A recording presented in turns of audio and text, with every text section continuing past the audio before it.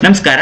10ನೇ ತರಗತಿಯ ಮಿಷನ್ 40+ ನ ಪ್ರಶ್ನೆಗಳನ್ನ ಇಲ್ಲಿ ಉತ್ತರಿಸಿಕೊಂಡು ಬರೋಣ. ಇದು 8ನೇ ವಾರದ ವಿಡಿಯೋ ಆಗಿರುವಂತದ್ದು. ಭಾರತ ನಕಾಶೆಗೆ ಸಂಬಂಧಿಸಿದಂತೆ 3 ಪ್ರಮುಖವಾಗಿರುವಂತಹ ಸ್ಥಳಗಳನ್ನ ಇಲ್ಲಿ ನೋಡ್ಕೊಂಡು ಬರೋಣ. ಮುಂಬೈ ಇಲ್ಲಿ ಬರುವಂತದ್ದಾಗಿದೆ. ಇನ್ನು ನವಶೇವಾ, ಈ ಮುಂಬೈ ಬಂದರಿನ ಒತ್ತಡವನ್ನು ಕಡಿಮೆ ಮಾಡುವುದಕ್ಕಾಗಿ ನಿರ್ಮಾಣ ಮಾಡಿರುವಂತಹ ಬಂದರ್ ಆಗಿರುವಂತದ್ದು. ಇನ್ನು ಮರ್ಮಗೋವಾ ಇಲ್ಲಿರುವಂತದ್ದು ಆಗಿದೆ. ಇನ್ನು 1 ಅಂಕಕ್ಕೆ ಸಂಬಂಧಿಸಿದಂತೆ ಪ್ರಶ್ನೆಗಳಲ್ಲಿ ಭಾರತ ಹೆಬ್ಬಾಗಿಲು ಮುಂಬೈ ಆಗಿರುವಂತದ್ದು. ಕರ್ನಾಟಕದ ಹೆಬ್ಬಾಗಿಲು ನವಮಂಗಳೂರು ಬಂದರನ್ನ ಕರ್ನಾಟಕದ ಹೆಬ್ಬಾಗಿಲು ಅಂತ ಹೇಳಿ ಕರೆಯುವಂಥದ್ದು. ಭಾರತದ ಚಹಾದ ಬಂದರು ಕೋಲ್ಕತ್ತಾ ಆಗಿರುವಂಥದ್ದು. ಭೌಗೋಳಿಕ ಮಾಹಿತಿ ವ್ಯವಸ್ಥೆ GIS ಎಂದರೇನು ಅಂತ ಹೇಳಿದಾಗ ಕಂಪ್ಯೂಟರ್ ಆಧಾರಿತ ಭೂ ಮೇಲ್ಮೈ ವೈವಿಧ್ಯಮಯ ಅಂಕಿ ಅಂಶಗಳನ್ನು ಸಂಸ್ಕರಿಸುವ ಮತ್ತು ವಿಶ್ಲೇಷಿಸುವ ಒಂದು ವ್ಯವಸ್ಥೆ ಆಗಿರುವಂಥದ್ದು. ಗ್ಲೋಬಲ್ ಪೊಸಿಷನಿಂಗ್ ಸಿಸ್ಟಮ್ ಅಥವಾ GPS ಎಂದರೇನು ಅಂತ ಹೇಳಿದಾಗ ಭೂಮಿಯ ಮೇಲಿರುವ ವ್ಯಕ್ತಿ ಅಥವಾ ವಸ್ತುವಿನ ಸ್ಥಾನವನ್ನು ಅಕ್ಷಾಂಶ ಮತ್ತು ರೇಖಾಂಶಗಳ ಮೂಲಕ ನಿಖರವಾಗಿ ತಿಳಿಸುವ ವ್ಯವಸ್ಥೆ ಆಗಿದೆ. ಮುಂಬೈ ಬಂದರಿನ ಒತ್ತಡ ತಡೆಯಲು ನಿರ್ಮಿಸಿರುವಂತಹ ಬಂದರು ನವಶೇವಾ ಬಂದರು ಆಗಿರುವಂತದ್ದು. ಇನ್ನು ಕೋಲ್ಕತ್ತಾ ಬಂದರಿನ ಒತ್ತಡ ತಡೆಯಲು ನಿರ್ಮಿಸಿದ ಬಂದರು ಹಾಲ್ದಿಯಾ ಬಂದರು. GIS ಆರಂಭಗೊಂಡುದು ಎಲ್ಲಿ ಅಂದಾಗ ಕೆನಡಾದಲ್ಲಿ 1960ರಲ್ಲಿ ಆರಂಭಗೊಂಡಿರುವಂತದ್ದಾಗಿದೆ. ಮಾರ್ಗಸೂಚಿ ಅಥವಾ ಪಾತ್ ಫೈಂಡರ್ ಎಂದು ಯಾವುದಕ್ಕೆ ಕರೆಯುತ್ತಾರೆ ಅಂದಾಗ GPS ಗೆ ಕರೆಯುವಂತದ್ದಾಗಿದೆ. ಭಾರತ ಪ್ರಾದೇಶಿಕ GPS ವ್ಯವಸ್ಥೆಯ ಹೆಸರು ನಾವಿಕ್ ಅಂತ ಹೇಳಿ ಆಗಿರುವಂತದ್ದು.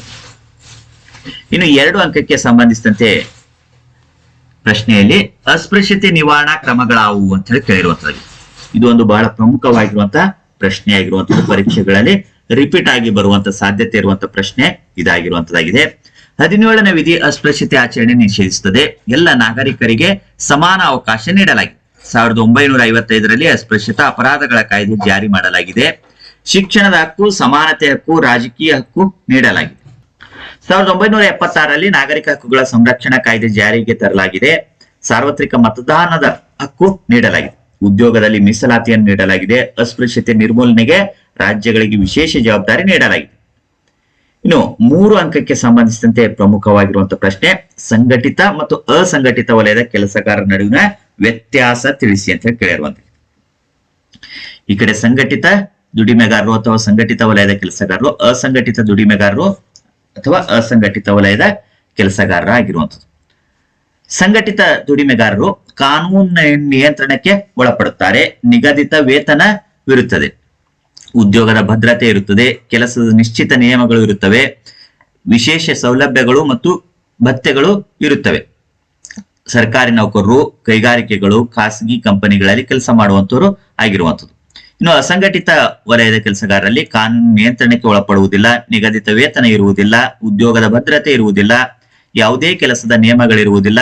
ಯಾವುದೇ ವಿಶೇಷ ಸೌಲಭ್ಯ ಭತ್ಯೆಗಳಿರುವುದಿಲ್ಲ. ವ್ಯಾಪಾರಿಗಳು, ಮನೆಗೆಲಸ, ಮನೆ ಕಟ್ಟಡ, ವಾಹನ ರಿಪೇರಿ ಮಾಡುವಂತವರು ಬರುವಂತದ್ದಾಗಿ. ಇನ್ನು 4 ಅಂಕಕ್ಕೆ ಸಂಬಂಧಿಸಿದಂತೆ ಒಂದು ಪ್ರಶ್ನೆಯಲ್ಲಿ ಇರುವಂತದ್ದಾಗಿದೆ. ಬ್ರಹ್ಮ ಸಮಾಜ ಅಥವಾ ಆರ್ಯ ಸಮಾಜದ ಕೊಡುಗೆಗಳು ಯಾವುದು, ಅಥವಾ ಈ ಒಂದು ಸಾಮಾಜಿಕ ಸುಧಾರಕರಿಗೆ ಸಂಬಂಧಿಸಿದಂತೆ ಇಲ್ಲಿ ಕೊಡುಗೆಗಳಿಗೆ ಸಂಬಂಧಿಸಿದಂತೆ ಒಂದು ಪ್ರಶ್ನೆ ಇರಬಹುದಾಗಿರುವಂತದ್ದು.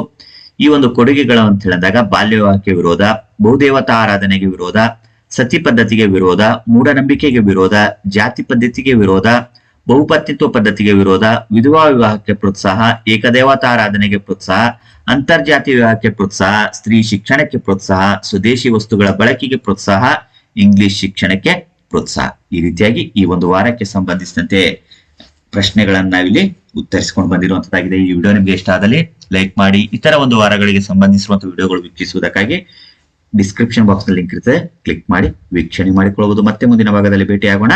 ಧನ್ಯವಾದ.